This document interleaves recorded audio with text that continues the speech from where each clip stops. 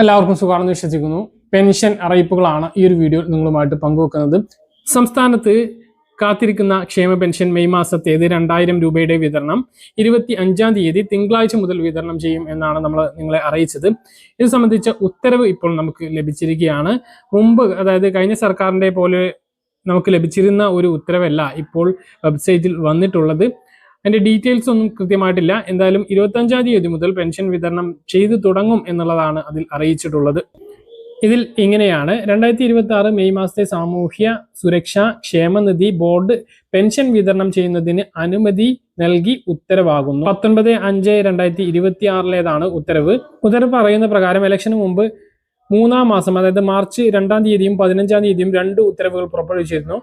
ഈ ഉത്തരവുകളുടെ തുടർച്ചയായി 2026 മെയ് മാസത്തെ സാമൂഹ്യ സുരക്ഷാ ക്ഷേമനിധി ബോർഡ് പെൻഷൻ വിതരണം ചെയ്യുന്നതിന് അനുമതി നൽകി ഉത്തരവ് പുറപ്പെടുവിച്ചു എന്നാണ്. ഇപ്രകാരം സാമൂഹ്യ സുരക്ഷാ പെൻഷൻ പ്രപ്പോസൽ പഞ്ചായത്ത് ഡയറക്ടറേറ്റ് ലഭ്യമാക്കുന്ന മുറയ്ക്കും ക്ഷേമനിധി ബോർഡുകളുടെ കാര്യത്തിൽ സേവനയിലെ കണക്കുകളുടെ അടിസ്ഥാനത്തിലും മെയ് 25 മുതലുള്ള പെൻഷൻ വിതരണത്തിനുള്ള നടപടികൾ Kerala social security pension limited സ്വീകരിക്കേണ്ടതാണ്. അപ്പോൾ ഈ രീതിയിലാണ് ഉത്തരവ് വന്നിട്ടുള്ളത്. ഇത് പ്രകാരം 25-ാം തീയതി തിങ്കളാഴ്ച മുതൽ ബാങ്ക് അക്കൗണ്ടുകളിലേക്ക് തുക എത്തും. വൈകുന്നേരത്തോട് കൂടിയിട്ട്, തിങ്കളാഴ്ച വൈകുന്നേരത്തോട് കൂടിയിട്ടായിരിക്കും തുക എത്തിച്ചേരുക.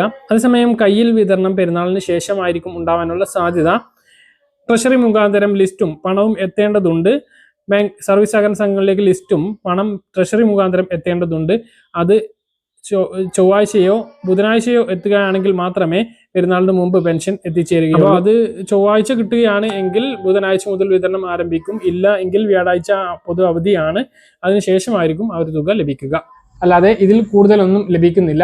3000 രൂപയുടെ വർധനവ് അത് 5 വർഷം കൊണ്ടാണ് സർക്കാർ പറഞ്ഞിട്ടുള്ളത്. വാഗ്ദാനം അങ്ങനെയാണ്. ഘട്ടം ഘട്ടങ്ങളായിട്ടാണ് പെൻഷൻ വർദ്ധിപ്പിക്കുക. അല്ലാതെ 3000 ഒറ്റയടിക്ക് തരുന്നതല്ല രീതി. അത് LDF സർക്കാരും അങ്ങനെ തന്നെയാണ് ചെയ്തത്. 2500 പെൻഷൻ എത്തിക്കുമെന്ന് പറഞ്ഞ് 2000 രൂപ വരെയാണ് LDF സർക്കാരിന് എത്തിക്കാൻ കഴിഞ്ഞത്. അത് ഘട്ടം ഘട്ടങ്ങളായിട്ടല്ല കൂട്ടിയത്. പഞ്ചായത്ത് ഇലക്ഷന് തൊട്ട് മുമ്പായി കൊണ്ട് 400 രൂപ വർദ്ധിപ്പിക്കുകയാണ് ഉണ്ടായത്. അതിനു മുമ്പ് ഒരു വർധനവ് ഉണ്ടായിട്ടില്ല, കഴിഞ്ഞ 5 വർഷം ഉണ്ടായിട്ടില്ല. അപ്പോൾ ആ ഒരു രീതിയിലാണ് 1600 നിന്നും 2000 എത്തിച്ചത്. അപ്പോൾ ഈ ഒരു സർക്കാരും ആ ഒരു രീതിയിൽ തന്നെ ആയിരിക്കും വർധനവ് ഉണ്ടാകുക.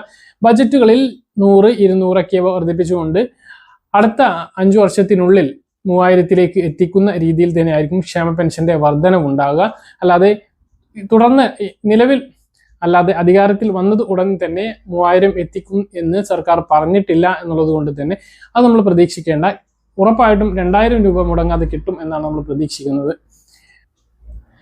കാരണം വലിയ പ്രഖ്യാപനങ്ങളാണ് അധികാരം ഏറ്റ ഉടൻ തന്നെ VD സതീശൻ മുഖ്യമന്ത്രി നടത്തിയിട്ടുള്ളത്.